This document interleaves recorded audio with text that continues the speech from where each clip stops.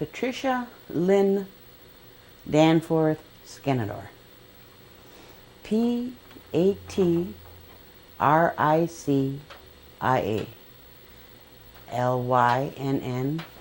Then you got those parentheses for Danforth. Danforth. Skenandore. Skenandore.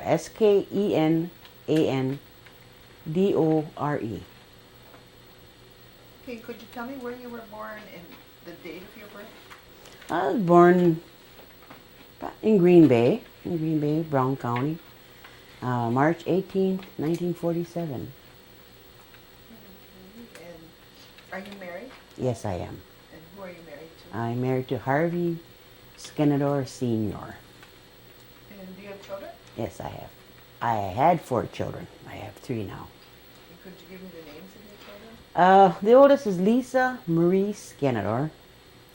The second oldest is Diane Sue Korn, Mrs. Korn now. And Harvey Skenandore Jr. and Michael he's Michael Lee, he's in 1961. Okay, and we're going... 1991, excuse me on that. 91? 1991. Okay. I'm going to ask you about your parents, and we'll start with your father's side. Well, give me the name of your parents first. Okay, Pete and Sadie Danforth are my parents. And your mother's maiden name? King. Sadie King Danforth. And then I'm going to ask you some questions about both of your parents, but we'll start with your dad's side. Do you know who your father's parents were?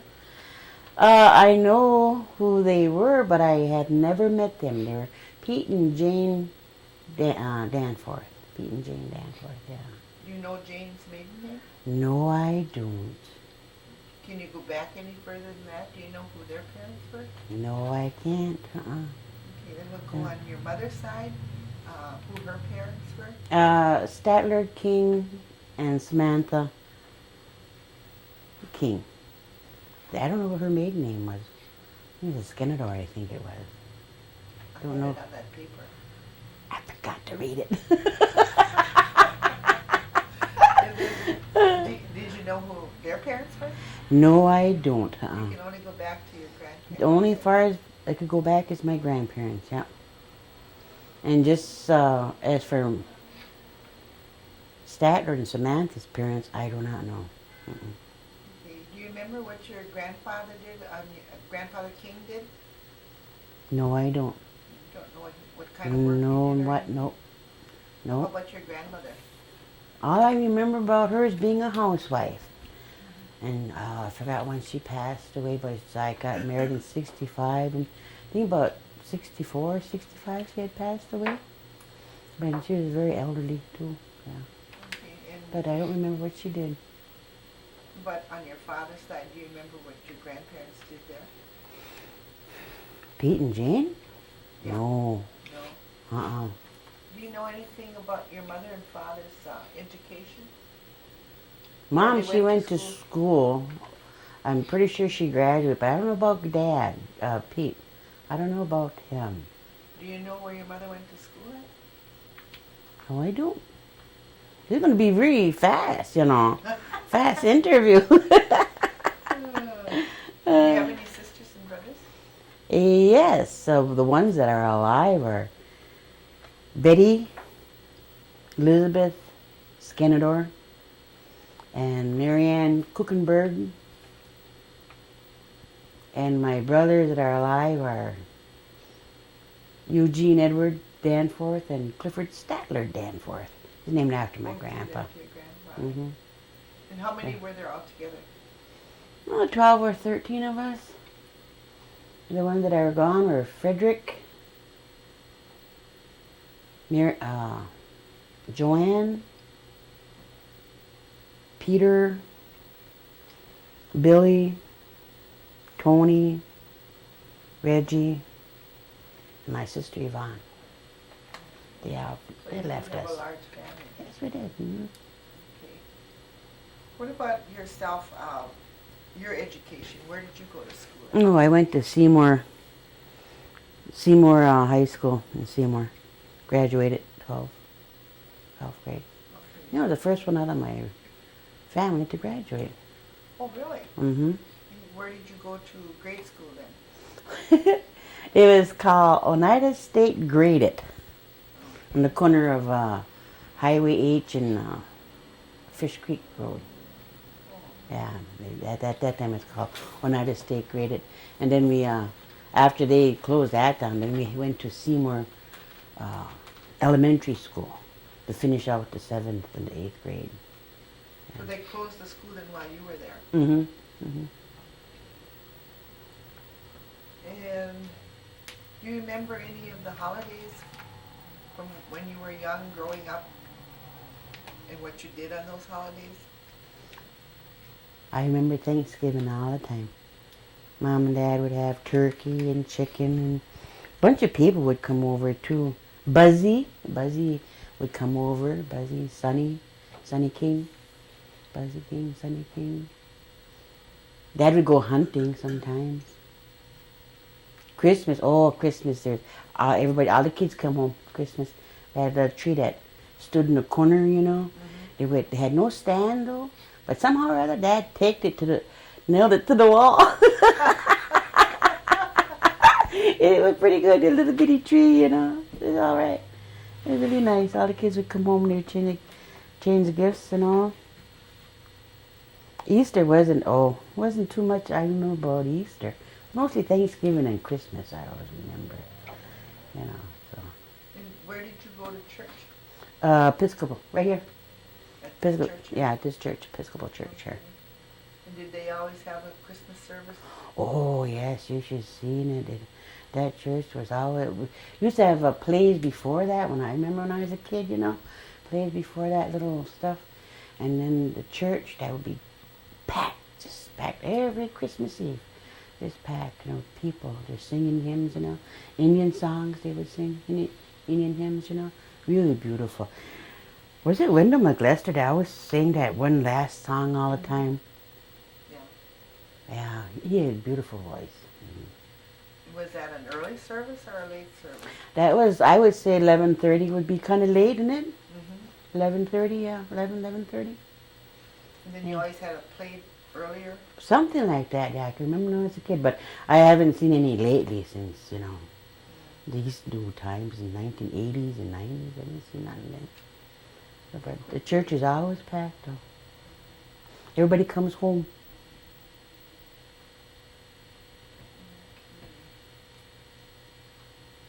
Do you remember if your mother used any kind of herbs or anything for medicines? Not that I know of. Not that I know of. How about any special foods? Did your mother make any kind of special foods, like Indian foods of any kind? She always made corn soup, but I don't know where she got the corn or anything like that when I was a kid.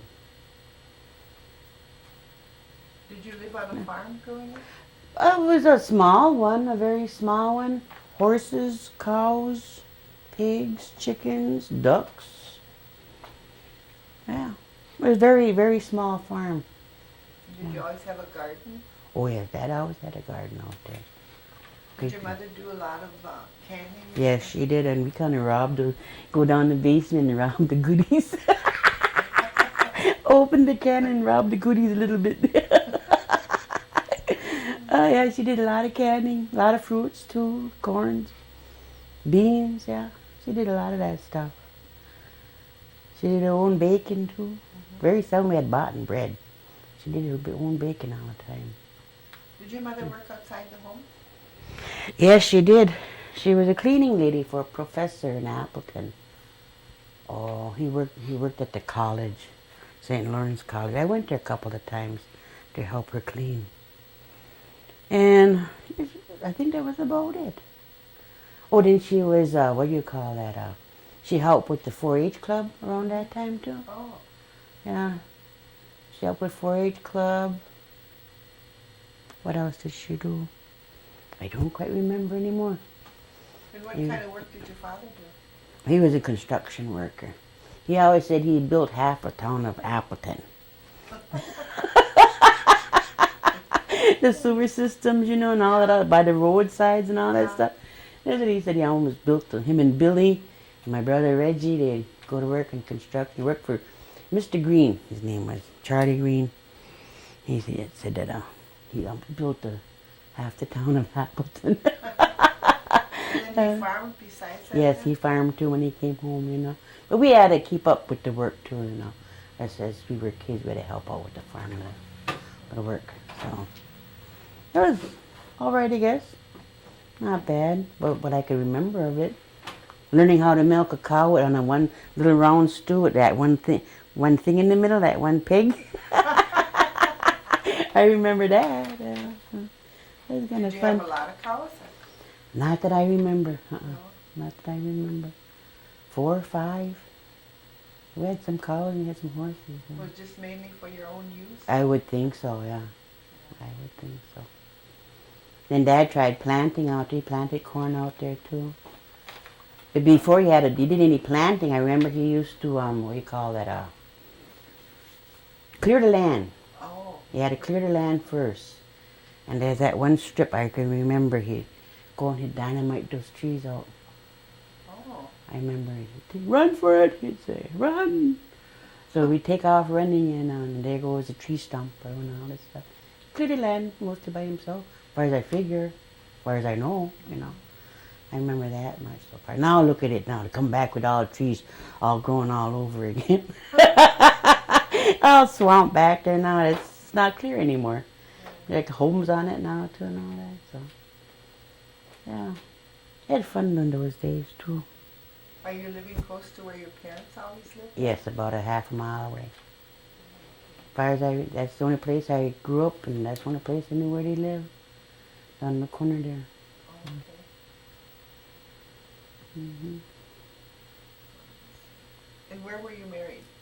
Harv and I, we were married in the Catholic church, but that church over there by Immaculate Conception, toward, what do you call it, going toward Freedom, the Catholic church over that had burnt down, that burnt down. So the one you were married in? Yeah, we were supposed to be married in. Oh, but before then, you got married? Before we got married, yeah, that burnt down. So but then we got married in the St. Joseph Church over here because they were Catholic. Grandpa Ed and Grandma Lecter were Catholic. Got married in St. Joseph Church over here, up in Oneida there. That's where we got married, yeah. And when did you get married? 1965. You remember the date you got married? November 20th. Deer hunting season. We don't know why it was crazy. How many years have you been married? Say 37 years. Oh, okay. Going on 38. Okay. Mm-hmm. In November it'll be 38 years. November will be 38 years, yeah. Can you imagine that? My gosh. Who would believe we would live together for so long like that, you know? We did. Do you work outside the home care? Yes, I do. And where do you work? I work at the Green Bay Post Office in Green Bay, Ontario. I've been there going on 25 years in this October. Be 25 years. You guys work in the same post office? Well, I worked in Oneida for a short time before, down in Oneida, by the library down there, when there were post offices over there. I worked there for a while, and I was an officer in charge there. But then I transferred in. Actually, I worked about a good 5 years. You work in the main post office? Yeah, now I work in the main post office, yeah. I transferred in there. I forgot, in 1984. Transferred in over there. Been on a midnight tour ever since then. 3 to 11 for almost 20 years, and now I'm, what do you call that, midnight tour now. About a year or two. Oh, aren't you supposed to be getting day hours? I wouldn't take those day hours. They're really horrible. Split days off? No, thank you. So you like where you are? Yeah. Mm-hmm. Okay. And what are your children doing today?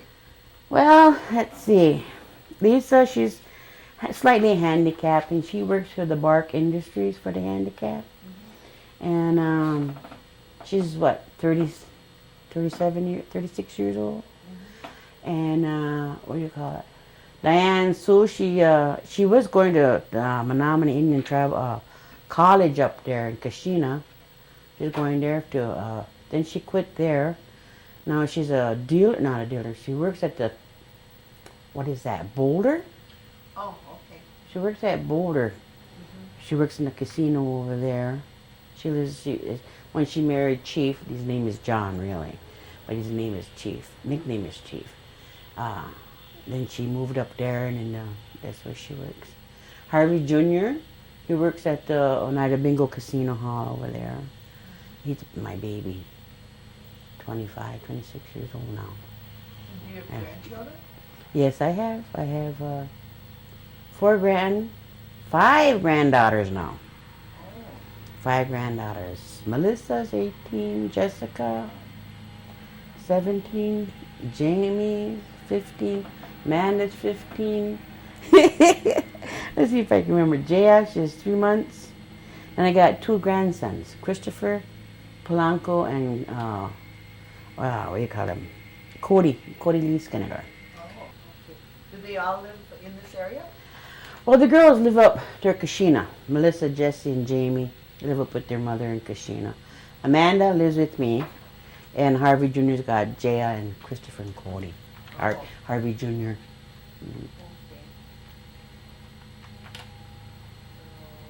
see, what did I miss here? Holly, what did I miss? Did you ever leave Oneida for any period of time and then come back? Never. You just stayed. I stayed. Isn't that nice? Mm. There's a lot of people that don't even really know who I am because the shift I worked all these years, you know. I used to work at more business farms a long time ago.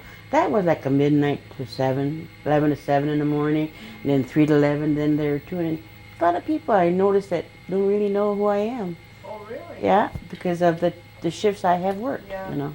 Can you tell us a little bit about your growing up years and maybe the games that you would play and the chores that you had to do and all that kind of stuff? Oh, there was a wash, and the games. We used to play baseball. That's all I could remember is baseball. That was my dad's thing. He used to coach the baseball league in Oneida. I forgot what the name of that was. Dairyland. The Dairyland League, yeah. I remember that now, the Dairyland. And baseball. We used to play baseball all the time. JR, my nephews, my sister's kids, all come over to the house, play baseball in the yard, you know. And what do you call it? What else I used to do?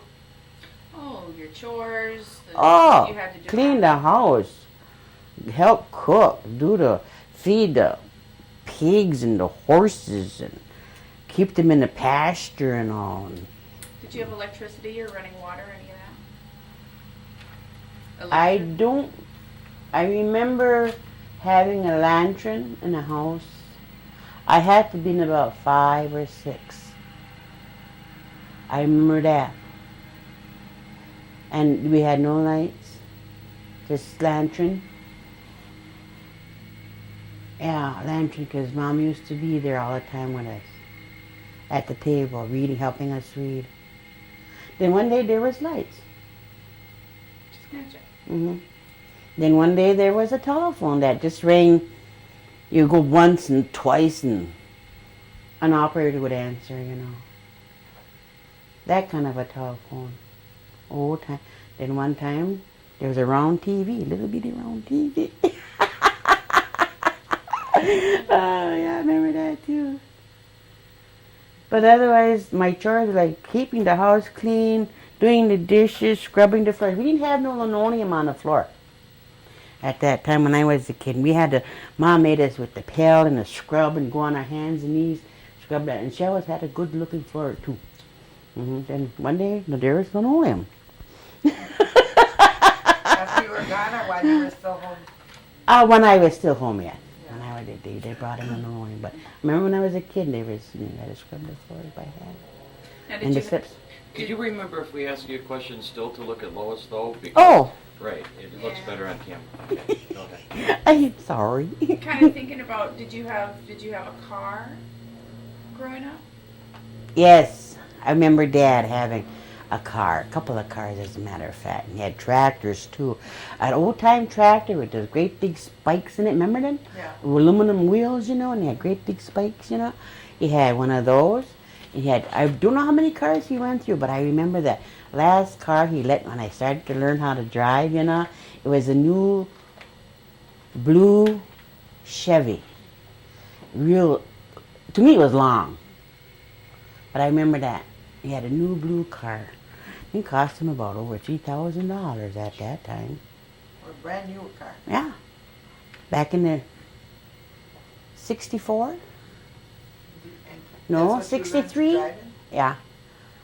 64, 63. Before I graduated high school anyway, he had that car. And I graduated high school in 65. I remember that, yeah. Did you ever go what they call Hoyani? Oh, yes, we used to go Hoyani.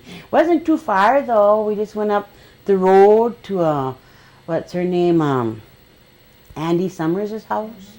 Went up over there. Where else did we go? We didn't go too far. Uncle Frank used to live down the road from us there. There too, been before that shack where that burnt down. Uncle Frank and Uncle Jane used to live over there. And down the road to Buzzy and Martha's house. And we went to Harriet and George and Hilda's house before they passed on. Where Harriet and her father live now. We Hoyaning over there, remember that? Used to do that. Pat, do you speak the language at all? I'm very sorry to say no. I wish I had my grandchildren know more than I do. My dad, I remember him saying that's one regret he did in his life. Not teach us another Indian language. Did you say why? Why? Because they were taught not to, or they were punished for speaking the another language when they went to school, something like that.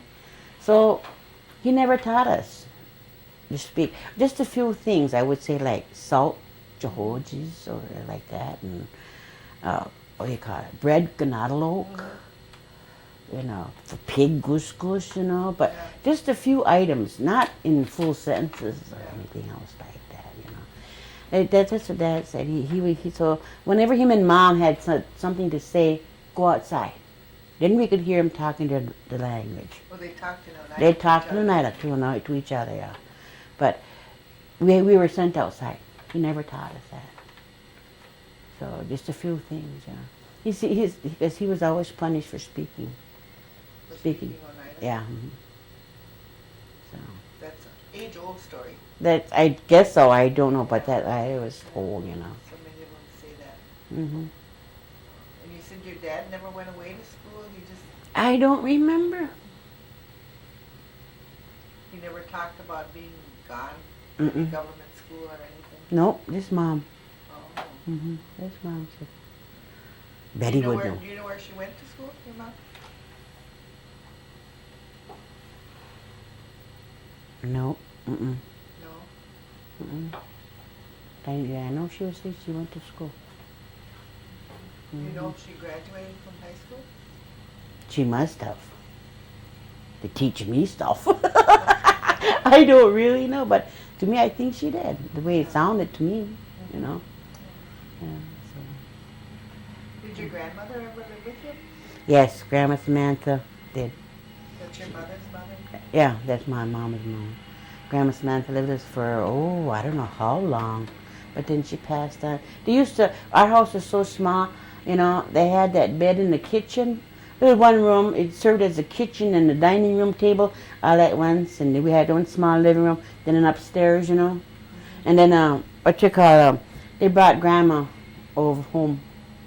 And she stayed downstairs, like in the kitchen living room, kitchen dining room, like, you know. They put her bed there, and she stayed with us until she passed on. Do you know how old your grandmother was when she died? No, I don't. But I could always remember her singing this one song, Yellow Bird. Oh, yeah? Yeah, she liked that song. She'd sit there, look out the window, and say, Yellow Bird. That was always fun to see her. So it was really nice. Kind of miss some of those days, you know. You think back, you know. Yeah. Kind of miss them. Anything else, Polly? Tell us about meeting your husband and your early married life and starting to have your kids. Oh, jeez. I met Harvey when he came out of the service in 65. We got married in 65. Had our kids in 66, 67, 69, 72. It was kind of, we lived in a shack, like, when we were first married, down on Highway H over there. Till the housing, HUD, oops, I'm sorry. I gotta go this way. Oh, look at you. Till HUD came around. The HUD started building all these homes in the night, and then that was after what? 69. 67, 68. After 69. Because Michael was born in 69 and 72. Yeah. 72, something like that anyway. Then we moved into these bigger homes, you know. Nicer homes, you know. I worked ever since we got married. Yep. Picked, what do you call it? Corn, cabbage, and then I had to go back to school again because I didn't know, you know, anything really too much was going on. So I went back to NWTC for secretarial. Then I got a job in Internal Revenue Service. Not Barbara, what's her name? Oh, I can't think of her name right now. I can't think of her name right now. Well, anyway, we both worked in Internal Revenue Service in Appleton there, and during the tax season and all that, you know. Then they let us go after that. Then I found odd jobs here. Then I got into Moore's. Then the post office. That's where I stayed. But otherwise, that's about it. Harvey and I, we had a rough start. We really had a rough start going, you know. And then, well, we're doing okay now. You know, not bad. So, anything else? And your husband's retired?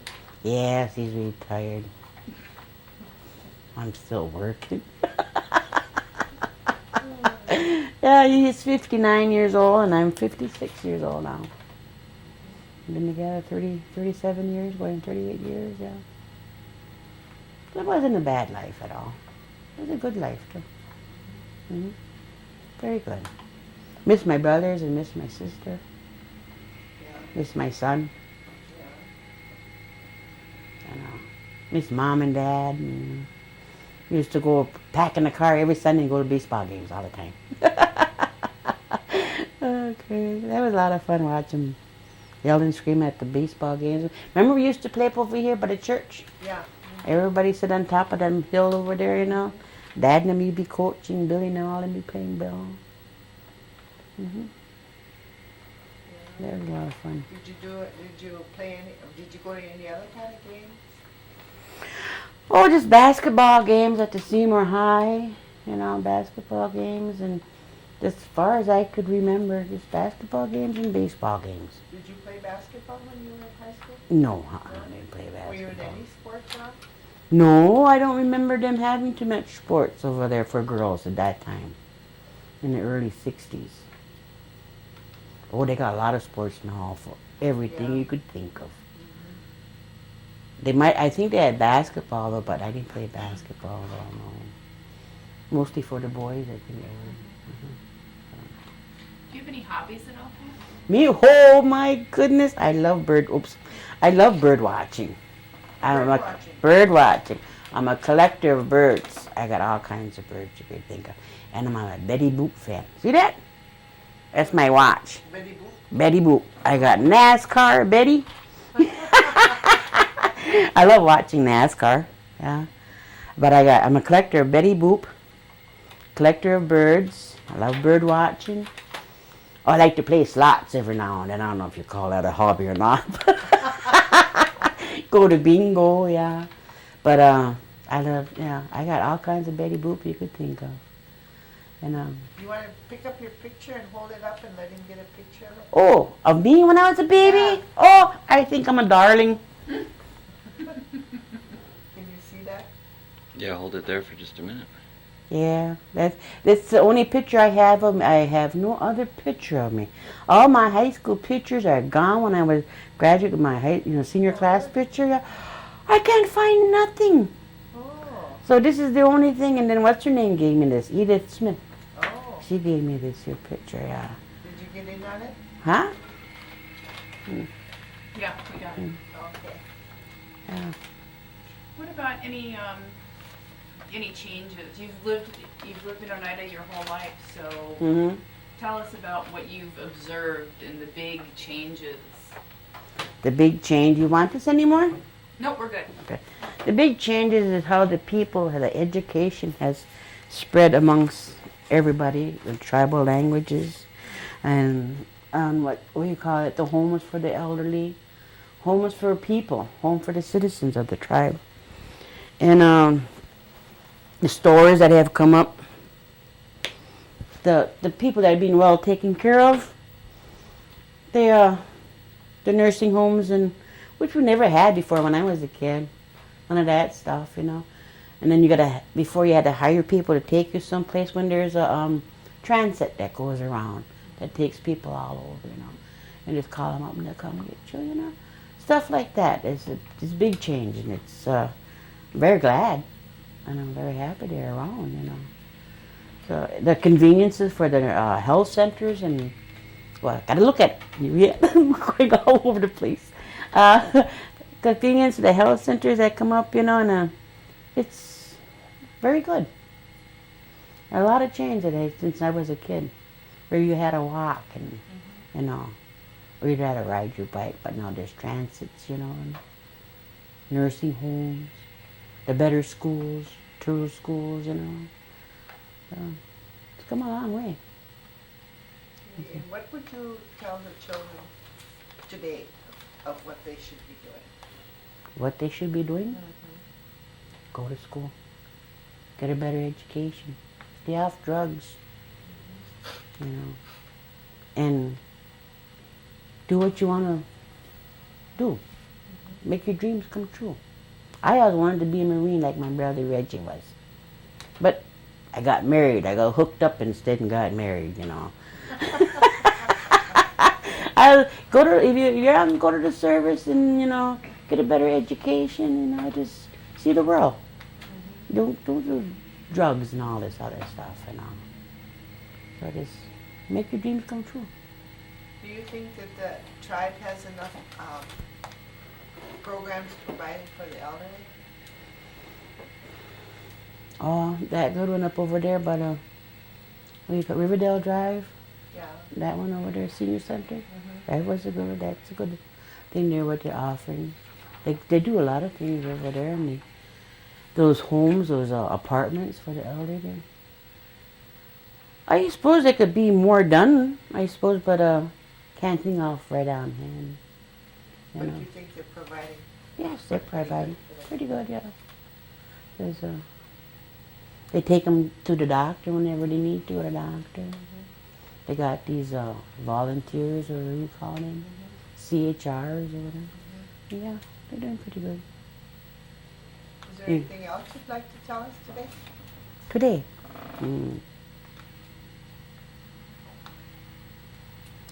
I don't know. I don't think so. Not offhand, no. Not right offhand, I don't. Well, we want to thank you for coming and doing this interview with us. Thank you. We appreciate it. Uh-huh. We'll get a copy of it to you when it's done. All right. Take about a week or 2 weeks, Gordy?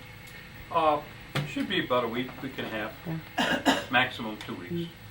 This is what I would like to see, you know, when I die, I like to have my grandchildren, my great-grandchildren, their children, and then their children to see who I am. Yeah. You know, what I look like, you know.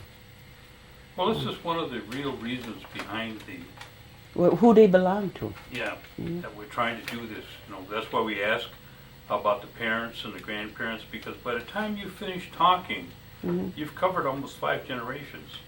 And you know, you're talking about your grandparents, your parents, yourself, your children, and your grandchildren. So you know, it's quite a span of information there.